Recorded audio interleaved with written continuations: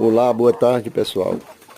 Aqui é o Josival, proprietário do criatório GSB Horizonte. Eu já estou passando agora a tardinha para mostrar aqui, ó, as galinhas comendo.